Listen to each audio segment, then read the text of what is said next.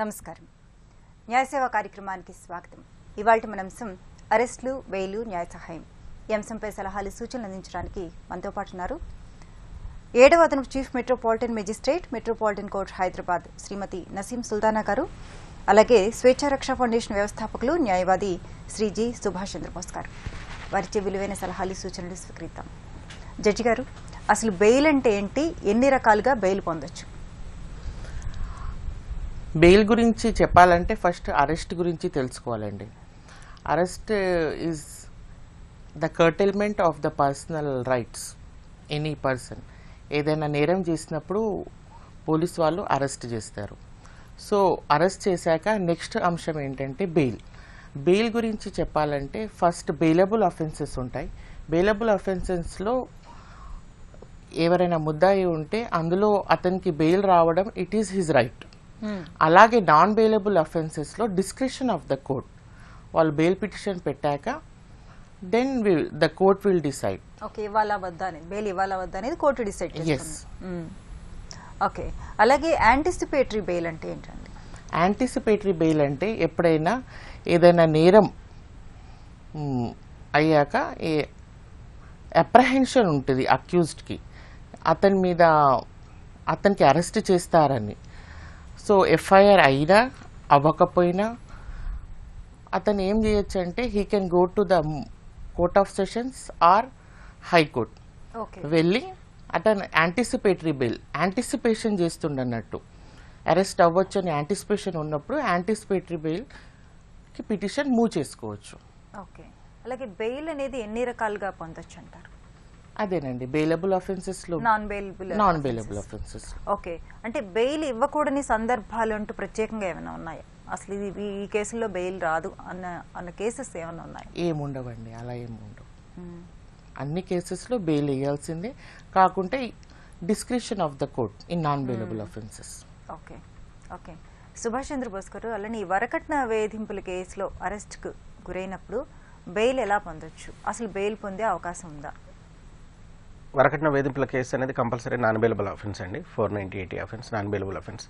కాకపోతే రీసెంట్గా వచ్చిన అమెండ్మెంట్స్, ఎందుకంటే అరెస్ట్ చేసి వాళ్ళని జైలుకి పంపించినప్పుడు వాళ్ళ లోపల ఉండే కనీసం ఆ కుటుంబ బంధాలు మొత్తం తెగిపోయి ఒక రకమైన ఈగో ఫీలింగ్లో కక్షలు పెరిగిపోయి కుటుంబాలను విడిపోయి ఫ్యామిలీస్ డ్యామేజ్ అవుతాయని చెప్పేసి అర్నేష్ కుమార్ జడ్జిమెంట్లో సుప్రీంకోర్టు వాళ్ళు క్లియర్గా డైరెక్షన్ ఏమి ఇచ్చారంటే వరకట్న వేధింపుల కేసులో ఖచ్చితంగా అరెస్ట్ అంటూ చేయాలని ఖచ్చితమైన నియమం అయితే లేదండి. ఇప్పుడు వాళ్ళకి పోలీస్ స్టేషన్కి పిలిపించి వాళ్ళ దగ్గర నోటీస్ 41 నోటీస్ అంటే ఎక్స్ప్లెనేషన్ తీసుకుంటూ నోటీస్ ఇచ్చేసి ఛార్జ్షీట్ ఫైల్ చేసిన తర్వాత వాళ్ళ కోర్టుకు వచ్చే రకంగా కూడా నిబంధనలు సడలించారన్నట్టు, అరెస్ట్ లేదు. అయితే ఎప్పుడైతే ఒక గృహిణికి అంటే ఒక కుటుంబంలో హింస పొందుతున్నటువంటి మహిళ ఎవరైతే ఉన్నారో ఆమెకు ప్రత్యక్షంగా డైరెక్ట్గా బాగా బాడీలో ఇంజురీస్ ఉండి ఆమె లైఫ్ ఎండ్ చేసుకునే పరిస్థితికి ఆ రకంగా ప్రొవోకేట్ చేసిన సందర్భాల్లో మాత్రం ఖచ్చితంగా అరెస్టులు ఉన్నాయి. కానీ సాధారణంగా ఉండే గృహహింసలో ఉండే నార్మల్గా ఉండే కేసెస్లో మాత్రం నాన్ బెయిలబుల్ పరిస్థితి ఏం లేదు. వాళ్ళకి స్టేషన్ నుంచి నోటీస్ ఇచ్చేసి అరెస్ట్ లేకుండా ఉంది. ఎప్పుడైతే లేడీకి ఎక్కడైతే బాడీలో ఇంజురీస్ ఉండి ఆమెను ఆత్మహత్యకు పురికొల్పే రకంగా ఉండి ఆమె ప్రాణం మీదకి తెచ్చుకునే పరిస్థితులు ఉన్న సందర్భంలో మాత్రం ఖచ్చితంగా అరెస్ట్ చేయడం, రిమాండ్ పంపించడం జరుగుతుంది. అప్పుడు మాత్రం మళ్ళీ కోర్టు వాళ్ళు విచక్షణతో పరిశీలించి బెయిల్ ఇవ్వాలా ఇవ్వద్దా, ఎన్ని రోజులకు ఇవ్వాలి, ఆ విషయాలని అప్పుడు పరిశీలిస్తారు. ఓకే, కాల్ తీసుకుందాం అండి. విజయవాడ నుంచి ఆంజనేయులు గారు. హలో హలో హలో ఆంజనేయులు గారు, నమస్తే అండి. హలో. ఓకే, అలాగే సుభాష్ చంద్రబోస్ గారు, ఈ 498 కేసుకు సంబంధించి కూడా అరెస్ట్ చేస్తారా? అలాగే చేస్తే కనుక బెయిల్ ఎలా పొందాలి? అంటే ఇంతకుముందు మనం చెప్పుకున్నట్టు వరకట్న అంటే ఒక గృహహింసకు సంబంధించిన కేసులో అరెస్ట్ అంటే కంపల్సరీ లేదండి. పోలీస్ స్టేషన్ లో వాళ్ళని పిలిపించి మాట్లాడి ఇట్లా మీ మీద కేసు పెట్టండి, దీనికి సంబంధించిన ఎక్స్ప్లెనేషన్ మీ దగ్గర నుంచి ఏ రకంగా ఉంది అని వాళ్ళ దగ్గర నుంచి విచారణ ప్రక్రియలో భాగంగా. అయితే ఎప్పుడు ఆ ఇన్వెస్టిగేషన్ ని వాళ్ళు అడ్డుకునే రకంగా, సాక్ష్యాలని ఒకవేళ తప్పుదోవ పట్టించే రకంగా, విట్నెస్ ని వాళ్ళు థ్రెట్ చేసి ఏదైనా భయభ్రాంతులకు గురి చేసే రకంగా బయట పరిస్థితులు ఎదురైనప్పుడు, అంటే ఇన్వెస్టిగేషన్ కి ఆటంకం కలిగించే రకంగా భార్య సంబంధించిన అత్తగారింటికి సంబంధించిన వాళ్ళు ఎవరైనా అంటే ప్రయత్నిస్తున్న క్రమంలో ఖచ్చితంగా వాళ్ళని అరెస్ట్ చేయడం జరుగుతుంది. ఇన్వెస్టిగేషన్ సాఫీగా ఉన్నంత వరకు ఎలాంటి అరెస్టులు ఉండవు. ఎప్పుడైతే ఇన్వెస్టిగేషన్కి ఆటంకం కలిగించి సాక్ష్యాలని కొంచెం తప్పుదో పట్టించే రకంగా బెదిరించే పరిస్థితులు ఉన్నప్పుడు తప్పకుండా అరెస్ట్ చేయడం జరుగుతుంది. అప్పుడు అరెస్ట్ చేసినప్పుడు బెయిల్ ఎలా పొందొచ్చు అంటారు? అరెస్ట్ చేసినప్పుడు అది నాన్ బెయిలబుల్ కేసు కాబట్టి కోర్టు వారికి బెయిల్ పెట్టుకోవడం. ఒకవేళ ఈ కేసుతో నాకు సంబంధం లేదు అని ఎవరన్నా అనుకొని ఆ పరిస్థితి అనుకున్న వాళ్ళు యాంటిసిపేటరీ బెయిల్, ఇంతకుముందు జడ్జి గారు చెప్పినట్టుగా యాంటిసిపేటరీ బెయిల్ అప్లై చేసుకోవడం. యాంటిసిపేటరీ బెయిల్ కింది కోర్టులో రాకపోతే మళ్ళీ హైకోర్టుకు పెట్టుకోవడం. యాంటిసిపేటరీ బెయిల్ అనేది సెషన్ అంటే డిస్ట్రిక్ట్ కోర్టు వాళ్ళ ముందు ఒకేసారి పెట్టుకోవాలి. చేంజ్డ్ సర్కమ్స్టాన్సెస్ ఉన్నప్పుడే సెకండ్ బెయిల్ పెట్టుకోవడానికి యాంటిసిపేటరీ, రెండోసారి మాత్రమే డిస్ట్రిక్ట్ కోర్టులో పెట్టుకోవడానికి అవకాశం ఉంటుంది. ఒకేసారి అవకాశం డిస్ట్రిక్ట్ కోర్టులో ఉంటుంది, తర్వాత హైకోర్టుకి వెళ్ళాలి. ఒకవేళ వాళ్ళు రిమాండ్ అయ్యి లోపల ఉంటే మాత్రం నాన్ బెయిలబుల్ అఫెన్స్ కాబట్టి కోర్టు వాళ్ళు మహిళలు కానీ, వృద్ధులు కానీ, లేకపోతే అనారోగ్య సమస్యలతో ఇబ్బంది పడుతున్న వాళ్ళు, ప్రెగ్నెంట్ ఉమెన్ ఇట్లా ఉంటారు కదా, వాళ్ళకి మాత్రం కండిషన్ బెయిల్ మీద కానీ లేకపోతే వితౌట్ ఎనీ కండిషన్ షూరిటీ జామీన్ మీద వదిలిపెట్టడానికి అవకాశం ఉంది. కానీ ఇన్ని రోజులు ఉండాలి, ఇన్ని రోజులు ఉండొద్దు అనేది ఏం లేదండి. అది అక్కడ ఉన్న సర్కమ్స్టాన్సెస్, అక్కడ ఉన్న ఫ్యాక్ట్స్ డిపెండ్ చేసుకుని కోర్టు వాళ్ళు హ్యూమానిటేరియన్ గ్రౌండ్ లో బెయిల్ ఇష్యూ అంటే గ్రాంట్ చేస్తుంటారు. ఓకే జడ్జ్ గారు, అలాగే ఈ సెక్షన్ 436కి సంబంధించి అలాంటి కేసులకు సంబంధించి బెయిల్ ఎలా పొందొచ్చు? 436 ఏం చెప్తుందంటే ఏదైనా బెయిలబుల్ అఫెన్సెస్లో అరెస్ట్ అయితే గాక it is a matter of right of the accused. Court ఖచ్చితంగా బెయిల్ ఇవ్వాల్సిందే ఆ కేసెస్లో. సో పర్సనల్ బాండా, షూరిటీసా, that is the description of the court. మళ్ళీ దాంట్లో ఎక్స్ప్లెనేషన్ ఏమొస్తుందంటే బెయిలబుల్ అఫెన్సెస్లో 1 వీక్ వరకు, ఫర్ ఎగ్జాంపుల్ ఒక కేసులో మనం 5,000 వన్ షూరిటీకి బెయిల్ ఇచ్చాము, ఒక కోర్టు ఇచ్చింది అనుకోండి, అట్లాంటప్పుడు 1 వీక్ వరకు కూడా ఆ అక్యూజ్డ్ జైల్లోనే ఉండి మళ్ళీ బెయిల్ షూరిటీ పెట్టుకోలేదంటే అట్లాంటప్పుడు court it is the duty of the court to release him on personal bond, declaring him as indigent person. అంటే అతను పెట్టుకోలేడు షూరిటీస్, సో అతనికి వదిలేయాలి అని చెప్తుంది 436. అలాగే 437 ఏం చెప్తారు? 437 టాక్స్ అబౌట్ నాన్ బెయిలబుల్ ఆఫెన్సెస్లో bail it is a description of the court. Okay Subhash Chandrabose గారు, అలాగే రోడ్డు ప్రమాదాలు జరుగుతాయి, అంటే అనుకోకుండా జరిగి వ్యక్తి మరణించినప్పుడు వాళ్ళని ఎవరైతే యాక్సిడెంట్ చేశారో వాళ్ళని అరెస్ట్ చేయడం జరుగుతుంది అప్పుడప్పుడు. అలాంటి సందర్భాల్లో బెయిల్ ఎలా పొందొచ్చు?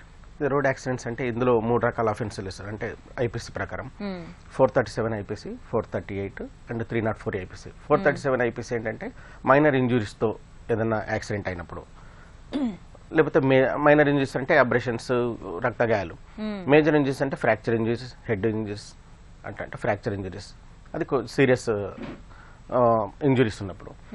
304 అంటే డెత్, ఒకరు చనిపోవచ్చు, ఇద్దరు చనిపోవచ్చు, 3-4 నెంబర్ ఆఫ్ చెప్పలేం ఎంతమంది చనిపోయినా కానీ. ఈ 3 అంటే మైనర్ ఇంజరీస్ కానివ్వండి, మేజర్ ఇంజరీస్ కానివ్వండి, యాక్సిడెంట్లో డెత్ కానివ్వండి, అది ఎంతమంది ఉండండి bailable offence.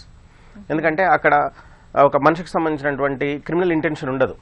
That is defect, లేకపోతే ఆ రోడ్డు సిచ్యువేషన్, ఆ రోడ్ కండిషన్, వెహికల్ కండిషన్ మీద డిపెండ్ ఉంటుంది కాబట్టి వ్యక్తికి సంబంధించిన మిస్టేక్ కాదు కాబట్టి అది బెయిలబుల్ అఫెన్స్గా పరిగణించారు ఈ 3 అఫెన్స్లు కూడా.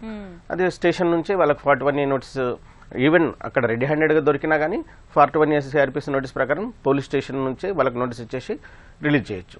ఒకవేళ అంటే కోర్టు వరకు వెళ్లకుండానే, ఎందుకంటే కోర్టు పైన ఒత్తిడి ఎక్కువ అవుతుంది. ఎందుకంటే వాళ్ళు తప్పకుండా నేరాన్ని విచారణ ప్రక్రియను ఎదుర్కోవాల్సి ఉంటుంది. విచారణలో భాగంగా ఛార్జ్ షీట్ వేసిన తర్వాత కోర్టుకు వచ్చి నేరం మోపబడిన వ్యక్తి పైన విట్నెస్ ప్రకారం ఉంటే తప్పకుండా పనిష్మెంట్ ఉంటుంది. ఒకవేళ 436 ఉందనుకోండి, మన 337 అఫెన్స్ ఉంది, మైనర్ ఇంజరీస్, ప్లీడ్ గిల్టీ అంటే నేను తప్పు చేశాను అని ఎగ్జామినేషన్, ప్రిలిమినరీ ఎగ్జామినేషన్ చెప్పారనుకోండి, విచారణకు ముందు జరిగే ఎగ్జామినేషన్ లో, అప్పుడు కోర్టు వాళ్ళు ఏం చేస్తారు, పెనాల్టీ వేయడం. ఒకవేళ సీరియస్ ఇంజరీస్ ఉన్నాయనుకోండి, పెనాల్టీ కొంచెం ఎక్కువగా వేసి లేకపోతే కొన్ని రోజులు సెంటెన్స్ వేయడం, అంటే జైలుకు పంపించడం. ఒకవేళ 304A ఉంది, విచారణలో భాగంగా అంతవరకు పోకుండా అవును సార్ తప్పు జరిగిందంటే దానికి పెనాల్టీతో పాటు కంపల్సరీ పనిష్మెంట్ ఉంటుంది. బెయిలబుల్ అఫెన్స్ అయినా సరే దాంట్లో ఏంటంటే విచారణలో భాగంగా వాళ్ళకి కన్విక్షన్ కావచ్చు, విచారణ అయిపోయే లోపల వాళ్ళు ఒప్పుకొని పెనాల్టీ కట్టుకొని పోవచ్చు. అది మైనర్ ఇంజరీస్, మేజర్ ఇంజరీస్, ఈ 2 సందర్భాలు. కానీ డెత్ కేసులో మాత్రం కంపల్సరీ పనిష్మెంట్ ఉంటుంది. మెజిస్ట్రేట్ కోర్టు వాళ్ళు పనిష్మెంట్ చేయడానికి అవకాశం ఉంటుంది. కాకపోతే చనిపోయిన వ్యక్తులు, ఇంజురీస్ అయిన వ్యక్తులు ఏంటంటే వెహికల్ పైన ఇన్సూరెన్స్ క్లెయిమ్ చేసుకోవడానికి, కాంపెన్సేషన్ కోసం వాళ్ళు వేసుకోవడానికి అది సెపరేట్ రిలీఫ్, అది వాళ్ళకు వేరే. అగ్రీవ్డ్ పర్సన్ ఇంజురీడ్ ఉంటారు కదా వాళ్ళకు ఆ రకంగా రిలీఫ్స్ ఉంటాయి. కానీ ఈ యాక్సిడెంట్ కేసుల్లో కంపల్సరీ అరెస్ట్ అంటూ ఉండదు. ఈవెన్ రెడీ హ్యాండెడ్ దొరికినా అని స్టేషన్ నుంచే 40 నోటీస్ ఇచ్చేసి, ఎందుకంటే జడ్జిమెంట్లో సుప్రీంకోర్టు వాళ్ళు గైడ్లైన్స్ ప్రకారం 7 years ఇంప్రిజన్మెంట్ ఉన్న కేసుల్లో, శిక్ష 7 years పనిష్మెంట్ అంతకంటే లోపల ఉన్న కేసుల్లో పోలీస్ స్టేషన్ నుంచే వాళ్ళు నోటీస్ తీసుకొని వెళ్ళిపోవచ్చు. విచారణ మొత్తం అయిపోయి ఛార్జ్ షీట్ వేసిన తర్వాత కోర్టు నుంచి నోటీసులు వచ్చిన తర్వాత కోర్టులో విచారణ ఎదుర్కోవాల్సి ఉంటుంది. వాళ్ళ మిస్టేక్ ఎంత ఉంది లేదనేది కోర్టులో విచారణలో భాగంగా డిఫెన్స్ చేసుకోవాల్సి ఉంటుంది. ఓకే. అలాగే ఇంతకుముందు ఇప్పుడు మన జడ్జి గారు సుభాష్ చంద్రబోస్ గారు చెప్పినట్టు పోలీసులు కొన్ని కేసులకి బెయిల్ ఇవ్వడానికి అవకాశం ఉంటుంది. అంటే ఎలాంటి కేసులకి పోలీసుల ద్వారానే బెయిల్ పొందే అవకాశం ఉంది? బెయిలబుల్ అఫెన్సెస్ లోనే అండి. ఓన్లీ బెయిలబుల్ అఫెన్సెస్ లోనే పోలీసులకి ఆ బెయిల్ ఇచ్చే అధికారం ఉంటుంది. అంటే దానికి దీనికి ఏమన్నా తేడా ఉందంటారా? ఇప్పుడు కోర్టుకి వెళ్ళకుండా బెయిలబుల్ అఫెన్సెస్ లోనే వాళ్ళు ఇస్తారండి station bails. Okay. Non bailable offences లో కూడా ఇవ్వచ్చు, కానీ దే డోంట్ టేక్ పరిధి ఉంటుందేమో దానికి. ఓకే. అంటే రెడ్ హ్యాండెడ్ గా దొరికిన కేసుల్లో మాత్రం బెయిల్ లేదండి. ఈవెన్ 7 years ఇంప్రిజన్మెంట్ ఉన్నా కానీ కంపల్సరీ రెడ్ హ్యాండెడ్ ఒక చైన్ స్నాచర్ ఉన్నాడు, వాడు రెడ్ హ్యాండెడ్ దొరికిండు అనుకోండి. కాల్ అటెండ్ చేద్దాం అండి, మళ్ళీ కంటిన్యూ చేద్దాం. హైదరాబాద్ నుంచి విశాల్ గారు. హలో విశాల్ గారు, నమస్తే అండి. నమస్తే. చెప్పండి. అది ఇప్పుడు రోడ్ మీద వెళ్తున్నప్పుడు యాక్సిడెంట్ అయింది అనుకో మేడం, అతన్ని నేను తీసుకెళ్లి హాస్పిటల్ దగ్గరలో ఉన్న ప్రైవేట్ హాస్పిటల్ లో జాయిన్ చేస్తే ఆ హాస్పిటల్ మేనేజ్మెంట్ నన్ను కనుక బిల్లు పే చేయమంటే అక్కడ నేను మామూలుగా చేయలేని పొజిషన్ లో ఉండొచ్చు. సో అలాంటి టైంలో వాళ్ళు లీగల్ గా నాకేమన్నా లీగల్ గా యాక్షన్ తీసుకుంటారు హాస్పిటల్ మేనేజ్మెంట్? ఓకే జడ్జి గారు, అంటే అతను యాక్సిడెంట్ చేసి అది ఎవరైతే యాక్సిడెంట్ గురయ్యారో ఆ వ్యక్తిని నేనే హాస్పిటల్లో జాయిన్ చేస్తాను, ఆ టైంలో నా దగ్గర కట్టడానికి డబ్బులు ఉండకపోవచ్చు, అలాంటప్పుడు నన్ను అరెస్ట్ చేస్తారా అని అడుగుతున్నారు. అరెస్ట్ చేసే అవకాశం ఉందా అట్లాంటప్పుడు అని అడుగుతున్నారు. Yes, he is the accused కదా, ఆయన యాక్సిడెంట్ చేసిన అతనే కదా, సో అతనికి అరెస్ట్ చేసే అవకాశం. అంటే అతను ఏమంటే ఆ టైంలో నా దగ్గర డబ్బులు ఉండకపోవచ్చు హాస్పిటల్ బిల్ పే చేయడానికి, అలాంటప్పుడు వెంటనే అరెస్ట్ చేస్తారా అని అడుగుతున్నారు. హాస్పిటల్ బిల్ కు అరెస్ట్ కు సంబంధం ఏమీ లేదు అండి. నేరం చేశారు కాబట్టి అరెస్ట్ కావాల్సిందే. ఓకే. అంటే కొన్ని చిన్న చిన్న యాక్సిడెంట్స్ ఉంటాయి. ఇప్పుడు ఇద్దరు పొరపాటు ఉండొచ్చు, ఎదుటి వాళ్ళది పొరపాటు ఉండొచ్చు. ఇప్పుడు రోడ్ క్రాస్ చేస్తూ ఉంటారు, అది తప్పే రోడ్ క్రాస్ చేయడం, కానీ వీళ్ళు ఫాస్ట్ గా వెళ్తుంటారు, బైక్ వాళ్ళు కానివ్వండి కార్ వాళ్ళు కానివ్వండి, వాళ్ళు సడన్ గా అడ్డుపడుతుంటారు. అలాంటప్పుడు యాక్సిడెంట్ చేసిన వాళ్ళది ఎంతవరకు రెస్పాన్సిబిలిటీ ఉంటుందో అవతల వాళ్ళది కూడా అంతే రెస్పాన్సిబిలిటీ. అట్లాంటప్పుడు ఏం చేయొచ్చు అంటారు? అరెస్ట్ చేస్తారంటారా ఇవతల వాళ్ళని, యాక్సిడెంట్ చేసిన వాళ్ళని? యాక్సిడెంట్ ఎవరు చేసినా అది నేరమేనండి. సో అరెస్ట్ అనేది కావాల్సిందే, బికాజ్ లా చెప్తుంది. కానీ దేనికి స్టేషన్ బెయిల్ ఇవ్వచ్చు, అక్కడదక్కడే అరెస్ట్ చేసి కోర్టు ముందు ప్రొడ్యూస్ చేయకుండా స్టేషన్ బెయిల్లోనే వదిలేయచ్చు. మళ్ళీ as it is case charge sheet వేస్తారు, మళ్ళీ కేసు ఎట్లా నడవాలో అట్లా నడుస్తుంది. ఓకే, మరి కాల్ తీసుకుందా అండి. గుంటూరు నుంచి రవితేజ గారు. హలో, నమస్తే అండి, చెప్పండి. నా పేరు రవితేజ. చెప్పండి రవితేజ గారు. అదే మేడం, ఫిబ్రవరి 22న పంచాయతీ ఎలక్షన్ జరిగింది కదా మేడం. ఏంటండి మరోసారి చెప్పండి. ఫిబ్రవరి 21న పంచాయతీ ఎలక్షన్ జరిగినాయి కదా. అవును. ఆ తర్వాత రోజు ఏం జరిగిందంటే, మేము ఊర్లో పార్టీ గెలిచిందని చెప్పి ర్యాలీగా తిరిగాము, ఒక 10 నుంచి 12 మంది.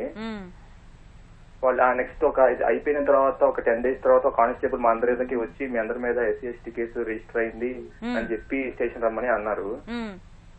అండ్ మేము వెళ్ళాము. దీంతో జస్ట్ మా దగ్గర ఆధార్ కార్డులు తీసుకున్నారు, కానీ మా చేత ఏం సైన్ చేయించుకోలేదు. మళ్ళీ ఒక 1 week తర్వాత వచ్చి మళ్ళీ మీ మీద కేసు రిజిస్టర్ అయింది, మీరు వాళ్ళతో రాజీ చేసుకుంటే లేదా మీ మీద కేసు పెడతాము అని అంటున్నారు. మళ్ళీ ఒక వారం తర్వాత అలా వచ్చి కేసు రిజిస్టర్ చేసుకుని చేస్తాము అని ఒక 3-4 days ఒకసారి ఎవరో ఒకసారి ఫోన్ చేయించిన ఇంటికి రావడం కానీ చేస్తున్నారు. కూడా నాకు తెలియట్లేదు, అడిగినా సరే హలో రవితేజ గారు, ఒక నిమిషం ఆగండి. పెట్టేస్తామని అంటున్నారు. రవితేజ గారు చెప్పండి మేడం. మిమ్మల్ని ఎందుకు, అంటే ఏ విషయానికి సంబంధించి మీ మీద కేసు పెట్టారు? మేమేందంటే మాట పార్టీ గెలిచిందని చెప్పి ర్యాలీ చేశాము. అప్పుడు ఆ టైంలో 144 సెక్షన్ ఏమన్నా ఉందా అక్కడ? అది ఏం చెప్పలేదు మేడం, మాకు ఏం చెప్పలేదు. ఉందా అనేది మీకు తెలుస్తుంది కదా, వాళ్ళు చెప్పరు. 144 సెక్షన్ అనౌన్స్ చేసిన తర్వాత 144 సెక్షన్ ఉన్నప్పుడు మీరేమన్నా ర్యాలీ చేశారా? అంటే 140% అంటే అతను నెక్స్ట్ రోజు చేశారు మేడం వాళ్ళ election అదే అయిపోయింది, కొన్ని counting చోట్ల అయిపోయింది. నెక్స్ట్ డేలు కూడా పెడుతూ ఉంటారండి, ఇలా అల్లరి జరుగుతున్నప్పుడు వాళ్ళు పెడుతుంటారు. అయితే మాకు తెలియదు మేడం, రమ్మన్నారు, స్టేషన్ కి వెళ్ళాను, ఆధార్ కార్డులు ఇవ్వమన్నారు, ఇచ్చాము. ఓకే, ఒక కానిస్టేబుల్ తో మాట్లాడారు, మీ మీద కేసు రిజిస్టర్ అయింది, మీరు రాజీ చేసుకోవాలి, లేకపోతే నెక్స్ట్ మేము కోర్టుకి వేస్తాము, మీకు ఇంకా ఫారెన్ వెళ్ళలేరు, మీరు జాబ్ చేసుకోలేరు అని చెప్పి ఒక ప్రతి 10 days ఒకసారి వచ్చి ఒక 1 week ఒకసారి ఫోన్ చేయడము అలా చేస్తున్నారు. అది మాకు కేసు రిజిస్టర్ అయిందో తెలియట్లేదు, అవ్వట్లేదు తెలియట్లేదు. మీరు రాజీ పడితే కేసు ఉండదని చెప్పారు కదా వాళ్ళు, మరి మీరు రాజీ పడలేదా? రాజీ పడడం అంటే అవతల వాళ్ళు మాత్రం మేము ఒప్పుకోవట్లేదు అంటున్నారు. అది కేసు రిజిస్టర్ తెలియట్లేదు, ఏం తెలియట్లేదు మనకి. ఓకే జడ్జి గారు, ఎవరితో రాజీ పడండి అంటున్నారు? మీకు ఏం జరిగింది? యాక్చువల్ ఇన్సిడెంట్ ఏం జరిగిందండి? ఎలక్షన్స్ అయిపోయిన నెక్స్ట్ డే రోజు వీళ్ళు ర్యాలీ పెట్టారండి.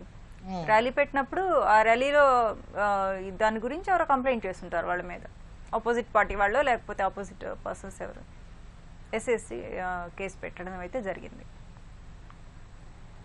మీరు పూర్తిగా చెప్పండి ఏం జరిగిందో ఇన్సిడెంట్ అక్కడ. రవితేజ గారు, ఎస్సీ కేసు వట్టిగా పెట్టకపోవచ్చు, అసలు యాక్చువల్ గా ఏం జరిగిందో చెప్పండి. అదే మేడం, మేము ర్యాలీ అయితే చేసాము, అది నిజం. ర్యాలీ చేసిన నెక్స్ట్ ఒక 10 రోజుల తర్వాత ఒక కానిస్టేబుల్ మా ఇల్లుకి వచ్చారు, ఒక 10-12 మంది వెళ్ళాము ర్యాలీకి. ఓకే, ఆ తర్వాత మరి సడన్ గా పిలిచారు, స్టేషన్ రమ్మన్నారు, ఆధార్ కార్డు తీసుకొని. ఆధార్ కార్డు తీసుకొని స్టేషన్ కి వెళ్ళాము. ఒక కానిస్టేబుల్ ఆధార్ కార్డు తీసుకున్నారు, తీసుకొని మీ మీద కేసు రిజిస్టర్ చేస్తాం, మీరు కనుక వాళ్ళతో రాజీ చేసుకోకపోతే అని చెప్పి ఏం కేసు రిజిస్టర్ చేస్తాను అన్నారు మీకు? కాల్ చేయటము, రమ్మని పిలవటము ఇది చేస్తున్నారు. అక్కడ ఏం కేసు రిజిస్టర్ చేస్తామన్నారు అని అడుగుతున్నారు జడ్జి గారు. మేడం ఏం కేసు రిజిస్టర్ చేస్తామన్నారు అని అడుగుతున్నారు. కేసు అని చెప్తున్నారు madam. SC ST case. FIR రాయించారా? ఎవరు మీరు సైన్ కూడా చేయించింది మేడం, జస్ట్ మా ఆధార్ కార్డు తీసుకున్నారు అంతే, ఇంకా అప్పటి నుంచి ఇలా చెప్తున్నారు. ఎన్ని రోజులైంది? ఎన్ని రోజులైందండి? ఫిబ్రవరి 22nd మేము మాకు చేసాము ర్యాలీ. ఆ తర్వాత ఒక 10 days కి అంటే March 4th 5th ఆ టైంలో పిలిచారు. అదొక 1 month. మీరు కానిస్టేబుల్ తోని కమ్యూనికేట్ ఎందుకు కావాలి? స్టేషన్ హౌస్ ఆఫీసర్ ఉంటారు కదా, యూ కమ్యూనికేట్ విత్ దెమ్. ఆయన చెప్తారు మీకు యాక్చువల్ కేసు ఏంటిది అని చెప్తారు. ఎస్సీ ఎస్టీ కేసులో రాజీ అనే క్వశ్చన్ ఉండకపోవచ్చు. సో ఏముందో అసలు ఏ సెక్షన్స్ వేసారో ఫస్ట్ మీకు తెలుసుకోవాలండి. తెలుసుకున్న తర్వాత పూర్తి ఇన్సిడెంట్ కూడా మీరు చెప్పట్లేదు, మరి ఏమైందో కూడా కరెక్ట్గా ఇక్కడ ఇన్ఫర్మేషన్ ఇవ్వట్లేదు. సో దానికి కరెక్ట్ ఆన్సర్ ఇవ్వడం కొంచెం ప్రాపర్ కావకపోవచ్చు. మీరు ఏ కేసు వేస్తున్నారు, ఎవరు వేసారు కాంప్లైంట్, ఎందుకు వేసారు కాంప్లైంట్, అవి తెలుసుకోవాల్సి ఉంటుందండి. లేకుంటే మీకు అప్రహెన్షన్ ఉంది, నాకు అరెస్ట్ చేస్తారు అని అప్రహెన్షన్ ఉంటే మాత్రం మీరు యాంటిసిపేటరీ బెయిల్కి బెయిల్ పిటిషన్ మూవ్ చేసుకోవచ్చండి సెషన్స్ కోర్టులో. మరి కాల్ తీసుకుందాం అండి. విజయవాడ నుంచి నాగరాజ్ గారు. హలో. హలో మేడం, నమస్తే మేడం. నమస్తే అండి, చెప్పండి. మేడం నమస్తే మేడం, నా పేరు నాగరాజ్ మేడం, విజయవాడ నుంచి మాట్లాడుతున్నాను. ఓకే. యాక్చువల్ మేడం, మా తమ్ముడు ఒక అమ్మాయిని లవ్ చేస్తే యాక్చువల్ గా వాడికి ఏమైందో తెలియదు మేడం. అయితే ఆ అమ్మాయి అందరి మీద కేసు పెట్టింది మేడం, రేప్ కేసు పెట్టింది. మా తల్లిదండ్రుల మీద, నా మీద, తర్వాత మా ఇద్దరు తమ్ముళ్ళ మీద, ఫ్యామిలీ మొత్తం మీద రేప్ కేసు మీద పెట్టింది మేడం. దాని మీద కేసు కూడా నడిచింది మేడం. యాక్చువల్ గా మాకు ఎట్లాంటి సంబంధం లేదు, కానీ సంబంధం లేకపోయినా మమ్మల్ని కూడా కావాలని ఇరికిచ్చారు. మరి ఈ విధంగా మరి మా పేర్లు తీసుకోవడానికి హైకోర్టులో దీనికి ఏమైనా పిటిషన్ వేసుకుంటాం మేడం? ఓకే, సుభాష్ చంద్రబోస్ గారు. ఓకే, ఇప్పుడు కేసు నడుస్తుందా అండి? అది కోర్టులో నడుస్తుంది మేడం. కేసు నడుస్తుంది అన్నప్పుడు మీకు ఒక అవకాశం ఉంటుందండి. ఒకవేళ మీకు లేదు, దాంట్లో మీ ప్రమేయం లేదు అన్నప్పుడు చట్టపరంగా ఏదైతే కేసులో మాకు సంబంధం లేదు, మా ప్రమేయం లేదనే సాక్ష్యం మీరు అంటే మీ నిర్దోషిత్వాన్ని నిరూపించగలిగిన అవకాశం, ఆ సాక్ష్యం మీ దగ్గర ఉంటే డిశ్చార్జ్ కావడానికి మీకు అవకాశం ఉంది. డిశ్చార్జ్ పిటిషన్ వేసుకోవచ్చు మీరు. ఎక్కడైతే కేసు నడుస్తుందో ఆ కోర్టులో మీరు, ఆ సెషన్స్ కోర్టులో మీరు వేసుకోవచ్చు.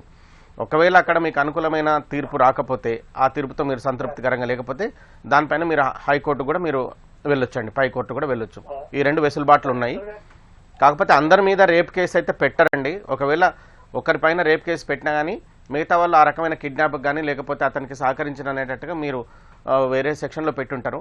రేప్ కేసు మాత్రం ఒకరిపైన ఉంటుంది. మీ అందరిపైన అంత సీరియస్ అఫెన్స్ ఉండకపోవచ్చు.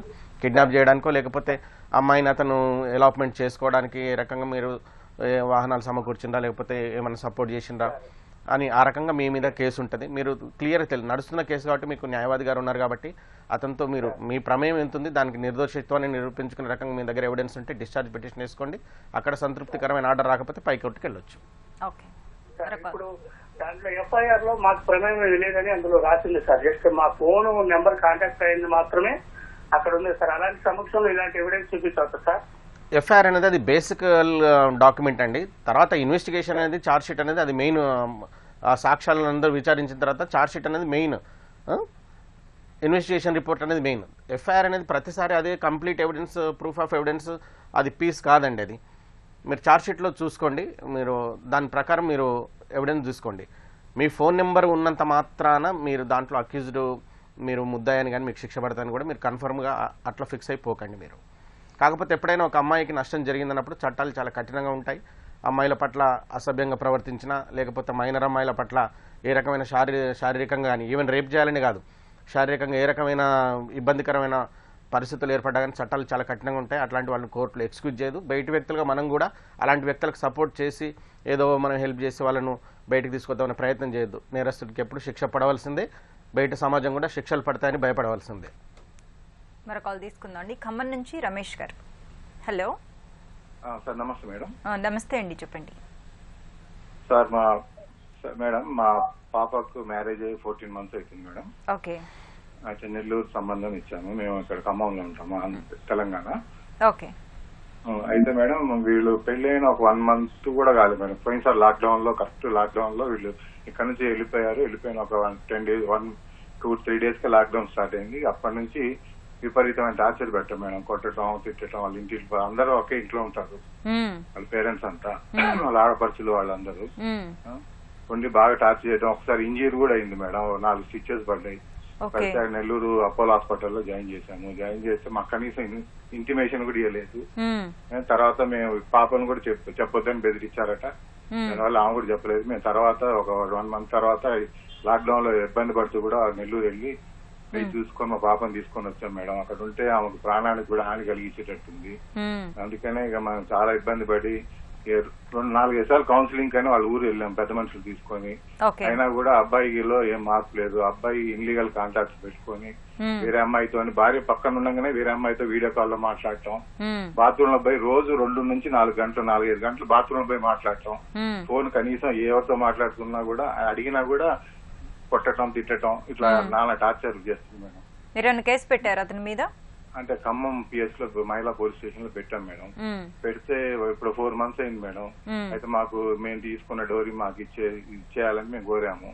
కొడితే ఒక 4 నెలలు టైం అడిగారు, మార్చి ఎండింగ్ కల్లా అనేసి పెద్ద మనుషుల సమక్షంలో కాగితం రాసిచ్చే వెళ్ళారు. కానీ ఇక మళ్ళీ పోలీస్ స్టేషన్ నుంచి ఫోన్ చేయించినా కనీసం రెస్పాండ్ లేదు. ఫోన్లు కూడా ఎవరు లిఫ్ట్ చేయట్లేదు మేడం. రావట్లేదు, లిఫ్ట్ చేయట్లేదు. ఏం చేయాలో మాకు అర్థం కాదు మేడం. మేము కూడా మాకు కూడా ఇష్టం అనిపించలేదు మేడం. మేము కూడా డ్రైవర్స్ తీసుకున్నామే ఉద్దేశంలోనే ఉన్నాం మేడం. ఎందుకంటే అమ్మాయికి ప్రాణ భయం ఉంది. అట్లా ఏం చేయాలో తెలవట్లేదు మేడం. సలహా చేయండి. మీరు ఖచ్చితంగా విడిపోవాలని నిర్ణయం చేసుకున్నారు కాబట్టి ఒకటండి, అమ్మాయికి పెళ్లి అత్తగారింటికి పంపించిన తర్వాత అన్ని పరిస్థితుల్లో అమ్మాయి అక్కడ అన్ని బాధలు భరిస్తూ అక్కడే ఉండాలి. ఇంకా మీరు మాతో సంబంధాలను తెగిపోయి మీరు మా ఇంటికి రావద్దనే రకంగా తల్లిగారు కూడా ఇప్పుడు లేరు. అట్లా ఉండొద్దు కూడా. ఖచ్చితంగా అమ్మాయికి మోరల్ సపోర్ట్ ఇవ్వాల్సిందే, ధైర్యం ఇవ్వాల్సిందే. అమ్మాయికి ఏ రకంగా అత్తగారింటి దగ్గర నేను బతకగలుగుతానే ధైర్యం లేనప్పుడు తల్లిగారు కానీ లేకపోతే అమ్మాయి తోబుట్టువులు, ఫ్రెండ్స్, రిలేటివ్స్ ఎవరైనా మద్దతు ఇవ్వాల్సిందే. ఈ క్రమంలో మీరు ఒక పోలీస్ స్టేషన్లో కాగితం రాసుకున్నారు కాబట్టి ఆ పేపర్ని, అంటే పోలీస్ స్టేషన్లో ఎట్లాగో మీ దగ్గర 490 కేసు రిజిస్టర్ అయింది, అది ఒక భాగం, అది క్రిమినల్ ప్రాసిక్యూషన్.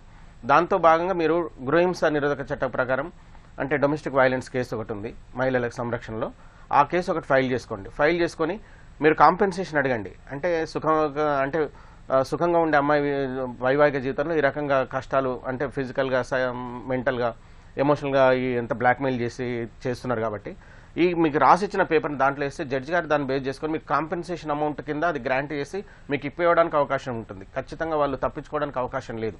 మీ దగ్గర పెద్ద మధ్యవర్తులు రాసుకున్న కాగితం ఏదైతే ఉందో దాన్ని పెట్టి మీరు డివిస్ కేసు వేయండి. వాళ్ళు ఒకవేళ సెటిల్ చేసుకోకపోతే దాని ప్రకారం జడ్జి గారు మీకు కాంపెన్సేషన్ రూపంలో మీకు రిటర్న్ ఇస్తారు, మెయింటెనెన్స్ గ్రాంట్ అవుతుంది, తప్పకుండా వాళ్ళ క్రిమినల్ కేసులో పనిష్మెంట్ అవుతుంది. మీరు స్థిరంగా ఉండండి, చట్టాన్ని ఆశ్రయించండి. మీరు ఒకవేళ వాళ్ళు కాంప్రమైజ్కి వస్తే నేషనల్ లోక్ అదాలత్లు ఉన్నాయి, డైలీ లోక్ అదాలత్లు ఉన్నాయి, రాజీ చేసుకునే ప్రయత్నం కూడా చేసుకోవచ్చు. రాజీ కాకపోతే మాత్రం మీకు తప్పకుండా రిలీఫ్ అయితే దొరుకుతుంది. మరో కాల్ తీసుకుందాం అండి. వైజాగ్ నుంచి హిమాలయ గారు. హలో, నమస్తే అండి, చెప్పండి. అదే మేడం, అది ఒక సైట్ దీంట్లో మాకు గతంలో రిజిస్ట్రేషన్ చేయండి సైట్. హలో, వినిపిస్తుంది, కొంచెం గట్టిగా చెప్పండి. అదే మేడం, అది ఒక సైట్ మా గతంలో 500. హిమాలయ గారు మీ వాయిస్. హలో హలో, ఇప్పుడు చెప్పండి. అది మేము 5 దేవస్థానం అంటే ఒక అతను రిజిస్ట్రేషన్ చేశాను సైట్. అది మేము నలుగురు చేయలేదండి. ఆ స్టేషన్ కూడా కావాలని మాకు కంపెనీ నుంచి పిలిపించారండి స్టేషన్ కి. ఓకే, పిలిపించిన తర్వాత మాకు తెలియకంటే కేసులు కట్టారండి. 3 కేసులు కట్టారండి. మా ఫ్యామిలీ మొత్తం 6 మీద ఏమని పెట్టారండి? కేసులు పెట్టారండి. ఏదో సైట్ గోడ ఎరగొట్టినట్టుగా ఏదో చేసినట్టు పెట్టారండి. ఓకే, పెట్టిన తర్వాత రౌడీ షీట్ కూడా మాకు రిజిస్ట్రేషన్ చేయకపోతే రౌడీ షీట్ కూడా తీసారండి. ఓకే, అరెస్ట్ తీసారండి. అరెస్ట్ ఏమన్నా చేయించారా? బెయిల్ పెట్టుకున్నాం మేడం. ఏంటండి? మనం బెయిల్ పెట్టుకున్నాం. బెయిల్ పెట్టుకున్నారు. ఓకే, పెట్టుకున్న తర్వాత మళ్ళీ మాకు పిలిపించి రిజిస్ట్రేషన్ చేయకపోతే మేము రౌడీ షీట్ తీస్తారండి. అక్కడికి మా ఫ్యామిలీ దగ్గర తీసారండి రౌడీ షీట్. అది మేము న్యూస్ ఇచ్చిన తర్వాత మాకు తీస్తారండి రౌడీ షీట్. ఓకే, అది ఇప్పుడు మేడం మాకు 3 ఒకేసారి మాకు వైజాగ్ వెళ్ళడానికి అలాగేం చేసుకోవడానికి అవుతుంది ఏమన్నా? ఓకే జడ్జి గారు, 3 ఒకటేసారి ఏంటండి? అదే 3 కేసులు తెచ్చారండి. 3. ఓకే, 3 కేసుల నుంచి ఒకటేసారి రిలీఫ్ పొందడానికి అవకాశం ఉంటుందని అడుగుతున్నారా మీరు? అవును మేడం. ఓకే జడ్జి గారు, అది మాకు 15 కిలోమీటర్లు భూ తగాదాలకు సంబంధించిందండి. వీళ్ళు ఏదో రిజిస్ట్రేషన్ చేయమన్నారు. ఒకటి మాకు వైజాగ్ ఇచ్చారండి ఒక కేసు. ఒకటి పెండింగ్ ఉంచారండి. 3 కలిసి పెట్టడం లేదండి. ఓకే, ఏ కేసులు పెట్టారండి మీ మీద? ఏ సెక్షన్స్ కింద పెట్టారు మీ మీద కేసులు? తెలియదండి. ఓకే, అంటే 3 కారణాలు, పోనీ కారణాలు చెప్పండి. ఏ కారణంతో పెట్టారు? 3 కారణాలు ఉండాలి కదా. ఒకటి అమౌంట్ ఇచ్చారని అన్నారండి. ఒక అమౌంట్ ఇచ్చినట్టు పెట్టారండి. అమౌంట్ ఇచ్చినట్టు పెట్టారు. మాకు అమౌంట్ అది ఎవరో అతను ఎవరో మాకు తెలియదండి. ఓకే, ఒకటి ఫోన్లు ఎరగొట్టారని చెప్పారండి. ఒకటి పక్కన ఉంటుంది. ఎవరో ఇప్పటి నుంచి సంవత్సరం అవుతుంది గోడ పడిపోయింది. ఆటోమేటిక్ అది పడిపోయింది. ఓకే ఓకే, మీరు గోడ పడగొట్టినట్టు పెట్టారు. ఇంకొకటి ఏం పెట్టారండి? చూస్తే అర్థమైపోయి ఇంక్వైరీ అయితే క్లియర్ గా లేదు మేడం. అది ఓకే, ఇంకొకటి ఏం పెట్టారండి? అదే ఇంకోటి తెలియదు. ఒకటేమో డబ్బులు ఇచ్చినట్టు పెట్టారు, ఇంకొకటేమో గోడ పడగొట్టినట్టు పెట్టారు. గోడ ఎరగొట్టినట్టు పెట్టారంటే గోడ అయితే గోల్డ్ ఎరగొట్టినట్టు పెట్టారంటే గోడ ఉందని అందులో గోల్డ్ వీలు అండి. అందులో అది పౌలెట్ ఇంక్వైరీ అయితే మాకు క్లియర్ గా జరగలేదండి. అది ఆయనకే ఒక క్లారిటీ లేదు, ఆయన సరిగ్గా చెప్పలేకపోతున్నారు. సుభాష్ చంద్రబోస్ గారు ల్యాండ్ అమ్మినట్టు వీళ్ళు డబ్బులు ఇవ్వకుండా ఇచ్చినట్టు. ఒకరు రిజిస్ట్రేషన్ చేశారు. మనం ఇప్పుడు మన వైజాగ్ ఇప్పుడు అందరూ ఏసీపీ గారని డాక్టర్ రవిబాబు గారు. అవునండి, ఒక రిజిస్ట్రేషన్ చేశారు, మిగతా వాళ్ళు చేయట్లేదు. దాంట్లో మీరు మిగతా వాళ్ళు చేయట్లేదు అంటే ఒక ప్రాపర్టీకి 3-4 ఓనర్స్ ఉన్నప్పుడు అందరూ కలిసి రిజిస్ట్రేషన్ చేస్తేనే డాక్యుమెంట్ చెల్లుబాటు అవుతుంది. మీ మధ్యన ఒక రకమైన అంటే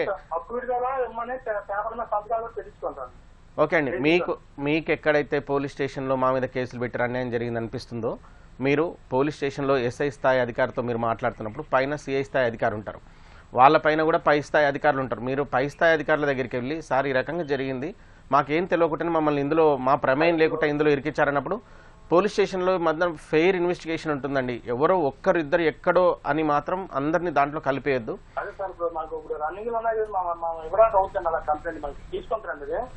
మీరు వెళ్ళండి, మీ విచారణ ఏదైతే మీ మీద కేసు పెట్టిందనే దానికి మీరు ఎక్స్ప్లెనేషన్ ఇస్తూ దీని మీద మాకు ఎలాంటి ప్రమేయం లేదు, దీన్ని మీరు ఇక్కడి నుంచి ఆపేయండి అంటే ఎఫ్ఐఆర్ అయినా కానీ పోలీస్ వాళ్ళకి కరెక్ట్ ఇది తప్పుడు కేసు వీళ్ళు పెట్టింది, వీళ్ళ మీద ఎలాంటి ఆరోపణలు నిజమైనవి కావు, ఇదన్నీ అసత్య ఆరోపణలని మీరు వాళ్ళకి చెప్పగలిగి వాళ్ళు సీన్కి వచ్చి ఇది ఇక్కడ గోడ డిస్మెంటల్ కాలేదు లేకపోతే వీళ్ళ వల్ల ఏం కాలేదు నైబర్స్ అంతా అడుగుతారండి. అక్కడ ఇలాంటిది జరిగి మీ పైన ఎలాంటిది లేదు అన్నప్పుడు పోలీసు వాళ్ళు ఎఫ్ఐఆర్ బుక్ అయినా కానీ క్లోజ్ చేసుకునే అవకాశం ఉంది. ఎఫ్ఐఆర్ బుక్ అయినంత మాత్రం మిమ్మల్ని అరెస్ట్ చేసి క్లోజ్ చేయొచ్చు. మీరు పై స్థాయి అధికారులను కలవండి, క్లోజ్ చేయొచ్చు అండి. ఎస్, ఫైనల్ రిజల్ట్ వేస్తారండి. దాంట్లో ఎఫ్ఐఆర్ అయినా కూడా ఫైనల్ రిజల్ట్ వేసిస్తారు, క్లోజర్ ఛార్జ్ షీట్ వేసిస్తారు. Okay, thank you so much అండి. ఇప్పటి వరకు మనం అరెస్టులు, బెయిలు, న్యాయ సహాయం అంశంపై సలహాలు, సూచనలు స్వీకరించాం. వచ్చే శనివారం 9:30 న్యాయ సేవా కార్యక్రమంలో మళ్ళీ కలుసుకుందాం. అంతవరకు సెలవు. నమస్కారం.